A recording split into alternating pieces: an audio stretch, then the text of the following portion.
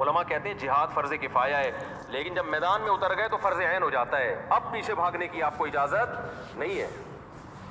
تو وہ جو تھوڑے سے لوگ رہ گئے تھے نا، اتنا بڑا لشکر، اتنے طاقتور، تو ان تھوڑوں نے لڑائی سے پہلے اللہ سے دعا مانگی، ربنا افرغ علینا صبرا۔ مجھے اس دعا میں بڑا مزہ آتا ہے مانگنے میں، ایسا مزہ آتا ہے، کیا منظر ہوگا وہاں، کیا دعا مانگی ہوگی، اے ہمارے رب افرغ علینا صبرا، ہمارے اوپر صبر کو انڈیل دے۔ یہ نہیں کہا کہ اللہ ہمیں صبر کی توفیق دے، نا نا نا نا نا، صبر کی توفیق سے کام نہیں چلے گا، بہت طاقتور ہے، بڑا مشکل ہے لڑنا اس سے، توفیق نہیں چاہیے۔ بالٹیوں میں پانی بھر بھر کے جیسے انڈیلا جاتا ہے نا، اس کو افراغ کہتے ہیں، کوئی برتن پورا کسی پہ الٹ دو، خالی کر دو،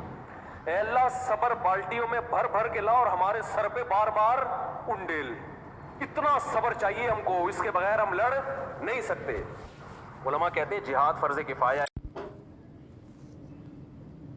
علماء کہتے ہیں جہاد فرض کفایہ ہے، لیکن جب میدان میں اتر گئے تو فرض عین ہو جاتا ہے، اب پیچھے بھاگنے کی آپ کو اجازت نہیں ہے۔ تو وہ جو